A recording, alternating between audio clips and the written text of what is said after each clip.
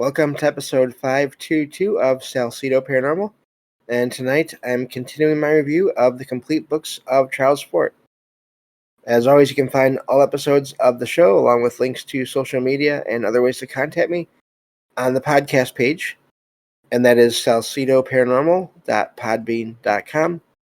That's SALSIDO paranormal.podbean.com. Always happy to hear from you all, whether you have comments or questions or topic suggestions or stories of paranormal experiences, whether they're your own or from others that you trust. Happy to either read those or have you join me on the show to talk about them. Thank you all for listening, whether you are here for the live streams on Discord or if you listen on the podcast or YouTube feeds or on the Troubled Minds Radio Network, KUAP, Digital Broadcasting. There you can hear replays of 2 episodes of the show every night at 6 p.m. Pacific, 9 p.m. Eastern, right before Troubled Minds Radio comes on. As always, I want to thank Michael Strange, host of Troubled Minds Radio, as well as Liam Martin, host of the Exile Minds podcast, for producing these shows and putting them up on the station, along with all the music that you hear there. And if you'd like to support the show, there are some different ways to do that. You can always rate and review the podcast on your favorite platform. Also, you can share the show with others. And you can also find some paranormal fiction and nonfiction books I've written over on Amazon. Or you can sign up to Patreon, where there will be one extra episode of each month of true paranormal stories from the web over there, and that will be available to all membership tier levels there. And also, if you'd rather just do one-time donations, you can do that through PayPal. And support is always appreciated, never expected, but there are expenses in making these shows, from equipment to research materials to travel expenses in some cases. And so help would always be appreciated, especially as I am on a limited fixed income and I don't like to mention that too often, but I've been told by other friends that I should do that every once in a while. Just bring up that this is something I do when I can, but it's not a full-time produced sort of, not produced in the sense of I don't have like a whole team in a studio and all those things. I am literally in my apartment, in my living room. So anyway, so I think that takes care of all of that. And yeah, so this is another part in the complete review of the complete books of Charles Fort. And I've really been enjoying those. So we'll get back to this. Now, this is, again, we're on the book. The title is Low, L-O, exclamation mark. And this book is... the main topic seems to be teleportation, which has really been amazing this last couple of shows that we did on this topic, or in these books. And what I do for anyone that maybe hasn't listened to these yet, or often yet, is I review books that are basically at this point in the public domain, so that I can put the chapters through an AI to get them summarized, and then I read those summarizations on the shows, and then talk about what we heard there and read there. And it's been, like I said, I've really enjoyed this so far. So really glad to be getting back to this again. So this is, again, chapter 16 from Low. It says, the text discusses numerous examples of mysterious disappearances of people, including someone who vanished while examining horses during a journey in Germany in 1809. It mentions how 170,472 people disappeared in London, I'm guessing that's England, between 1907 and 1913. That's only 6 years, with 3,260 cases unexplained. Again, that's a lot of unexplained cases in just 6 years. Says other examples include a man named Sherman Church who disappeared from his office in a mill in Michigan 1900 in 1900 there. I live in Michigan, for those who don't know. And the author, Ambrose Bierce, I believe I've heard of this too, who went missing in 1913. His disappearance was attributed to different explanations over the years. It says, in 1905, there were many unexplained disappearances in England. One case was a woman found unconscious on the Isle of Man who was identified as having gone missing from Lancashire, though no one saw her leave. So here you have the vanishing and reappearance, and that's not uncommon. I've heard many accounts of that. The text speculates whether Ambrose Bierce experimented with self-teleportation, noting he wrote stories about mysterious disappearances and took interest in the topic. We may have to look into that. We may have to do a show on that at some point too. This chapter ends with the final disappearance in 1905 of a Professor George A. Simcox, Simcox, and I apologize for not saying that right, in Ireland, who had attracted attention previously by disappearing. So it sounds like multiple in that case. In that last person there, that they vanished once before and then reappeared and then vanished again. That is odd. So yeah, that's a lot there. I mean, that's a lot of people that I can't get over that number that they mentioned there in the UK and England.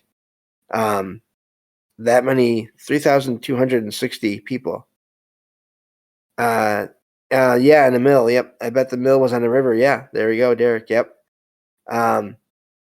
Yeah. So, yeah, we may have to look into that because I've heard of the Ambrose Bierce encounter situation as well. So that may be something to look up for another time. But so that was that chapter. Again, going into, and these are disappearances happening again, 1800s and 1900s. So it makes me wonder. I mean, we've all heard of, and I've done a show or two on missing 411, but I mean, I really do think these things can happen almost everywhere. So let's see here. The Crimson says there's a place in the UK you might want to look into. I'll find the name. It's in a forest with a strange dead zone. Yeah, I'm happy to look into that for sure. Thank you for thinking of that. But yeah, yep. I know I thought about that right away too with Derek when it said mill. I was like, oh, water. Says doesn't fit politest usual description. Yeah, that's the thing. I wonder. I mean, so are all these other disappearances, all these other places, are they connected to that or are they not? Epping Forest, Epping. Okay, I will look into that. Thank you. Yeah. So, yeah, I'll look into that. But anyway, moving on to the next chapter here, and we'll get back to that. Let's see here. This next chapter, that's 17, says the text discusses mysterious appearances and disappearances of people, including the case of wild men, in quotation marks, suddenly appearing in public places, unable to explain how they got there. And now I've heard some people say that they wonder if, in the old description of wild men, if those could be, not every case, but if they could be Bigfoot, Sasquatch in some cases. But this sounds like they're regular people that have no idea how they got there, so I'm guessing they talked after they got there. Anyway, it says it mentions several cases in history of people, often children, disappearing without a trace from one location and reappearing somewhere far away with no memory of how they got there. And that is always amazing to me, especially when it comes to some of these cases. I believe I've heard in different shows, on different paranormal shows, accounts of multiple people in a house, and someone will vanish from a room, and the people won't see it, but they'll go and look for this person, and they won't be there. And they'll start looking around because they know the person was in the room, and then they're not there. But then eventually, the person will either reappear in the room or walk into the house later, and have no idea what happened. So that is a thing that seems to happen. Just how or why, I have no idea. The text theorizes these could be examples of occult transportations or teleportation of people from one location to another. Let's see here. It suggests these transports may unintentionally strip people of their clothes and cause memory loss. Again, going back to the idea that maybe in some cases only organic material can transfer, I think, which is odd. I've heard that before as well. The text argues that cases dismissed as insanity may sometimes actually involve people with uncommon insights or experiences. It argues there is no true standard for judging sanity versus insanity. I have no idea about that, but that's an interesting idea as well. The text cites many examples of strange cases, including the mysterious appearances of wolf children in India, presumed to have been raised by animals. That's odd, huh? In summary, the text is exploring and theorizing about mysterious displacements of people that may potentially involve psychic or occult phenomena beyond current scientific understanding. So yeah, that's that chapter, and yeah, it's just really an odd thing, the whole vanishing, reappearing, and so okay, so the circle. Let's see here, the Devil's Circle. Yeah, a lot of these locations where odd things happen. Of course, they end up getting the name or getting the word devil in part of the name. But yeah, I'll look into that as well. So a couple of things to look into for future shows, maybe. So yeah, this vanishing thing and reappearing. I used to hear about it first with just objects, having that happen with objects. But and I wonder is are there different kinds of teleportation or vanishings and reappearings? Are there different causes and kinds for objects versus living entities? Or is it all somehow connected? Or I don't know. But I think some cases, I mean, I think probably some you'll find that there are um, either some kind of time anomalies where maybe someone is there, but then that they somehow slip through another time, and so they're not exactly there, but they kind of are, just not in the same time period. I think that can happen based on other time slip stories and things like that. But I don't know if that's always the case. And again, I don't know how to explain really how any of that works. But yeah. So anyway, let's get on to the next chapter here. See how many of these we can get through tonight. Chapter 18. Okay. So this chapter discusses various stories and accounts of alleged cases of teleportation or mysterious vanishings of people. Some examples mentioned include the case of Mrs. That's an unfortunate name in a way. Guppy, Guppy. In 1871, a medium who reportedly teleported several times and fell through a ceiling. That's odd. A girl in Pennsylvania, that's in the U.S. here, who was mysteriously transported out of her house into the yard several times. Those do happen. Now, in more recent times, I've heard that associated more with the alien or UFO phenomenon, the abduction experience. I've heard that associated more with that, but I wonder if that's just maybe in some cases anyway, maybe not all. I mean, if the person has memories of other things happening, then that might rule that out. But I wonder if in some cases, that is sort of it's attributed to that without maybe any way to verify that from the person themselves or anything else going on. I wonder if that's if there is some kind of just a random teleportation that happens in some of those cases. That's where that's happening, and they just somehow, I don't know, go through and then they reappear outside. And then what's odd about that is in some cases I've heard of experiences like that where the doors to the house are locked, and so it's hard to figure out how people actually get out there outside. Says the Pansini, Pansini boys in Italy in 1901 who allegedly teleported 30 miles instantly from one town to another. That's amazing. Several accounts of people seeing a person on the street suddenly vanish or disappear before their eyes. Proposed explanations include ghosts, teleportation, or visions. That reminds me, I've talked about this before here and there. The one time when I was walking to this restaurant that I used to go to meet my family there all the time, and I knew that route so well because it was basically the only route I would ever take to get there. And this one time I was walking there, and it was perfect outside and everything. And as I was walking, I sort of went into like a trance kind of thing, which is odd because normally I don't do that while I'm walking because I kind of feel like it's maybe not a good idea to not be paying attention. And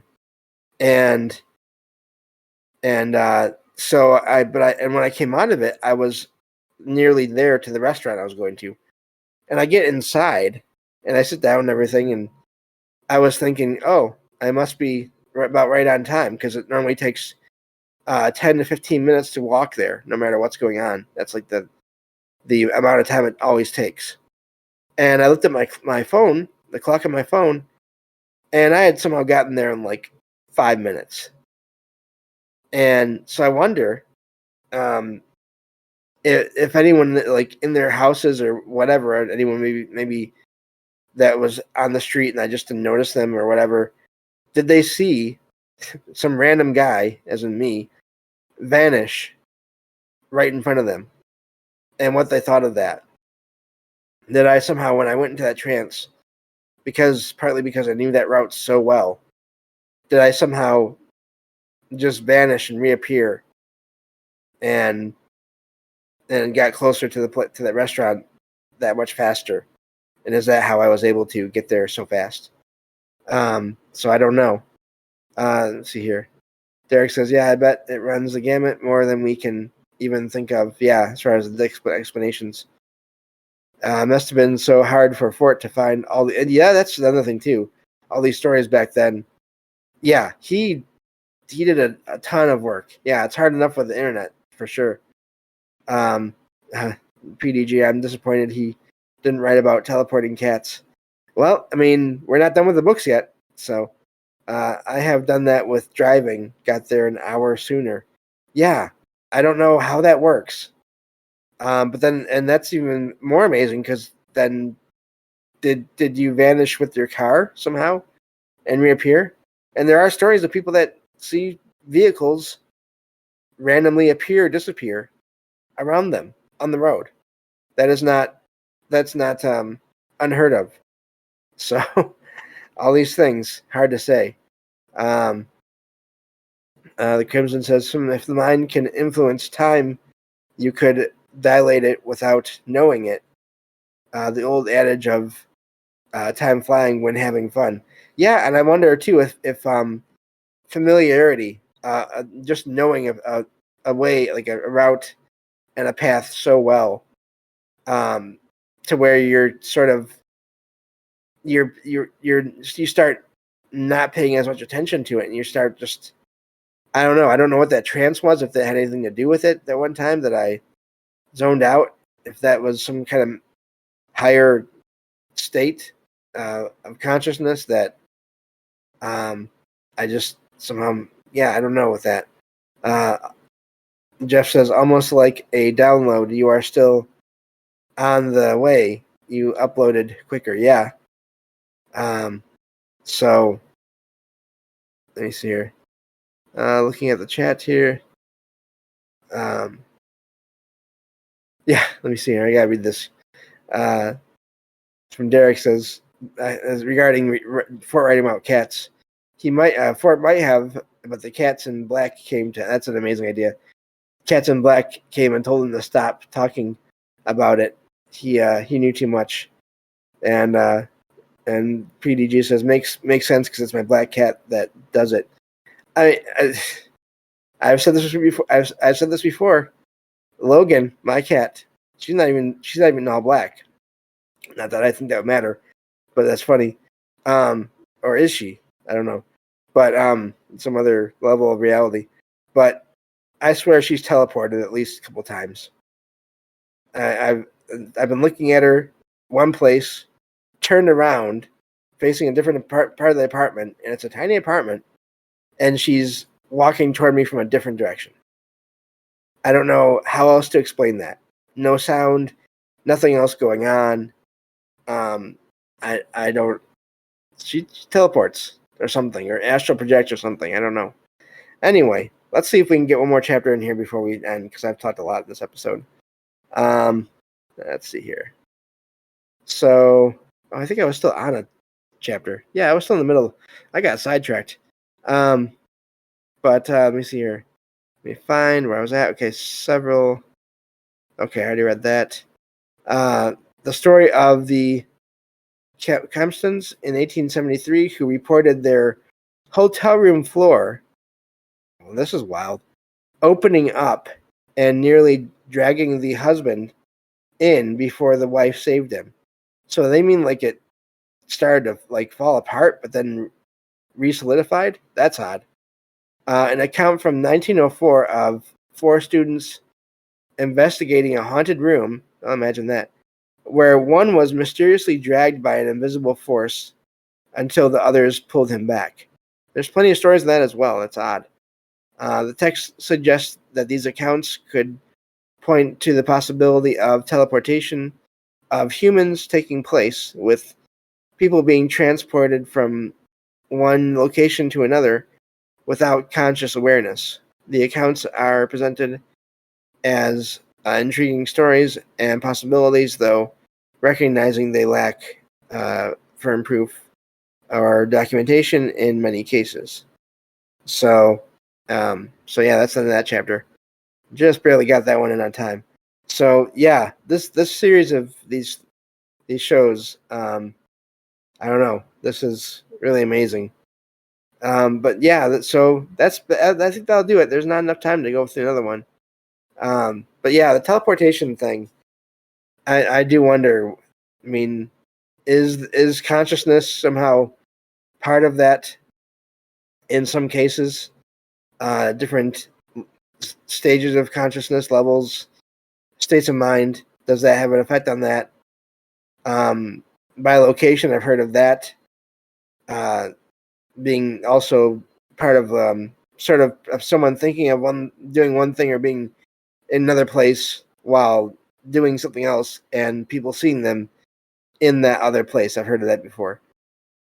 So yeah, just amazing stuff there again from Fort. And yeah, we'll see how much more. I mean, this has been a lot of fun going through this material, and thank you all to everyone that's been there in chat tonight, helping out with this as well. And because this has been a lot of fun with you all, putting your thoughts in there as well. So I definitely recommend everyone who listens to the show joins the Discord. So, but that'll be it for tonight. Thank you all for listening, and I'll talk to you all on the next episode of Salsidoparanormal. Take care.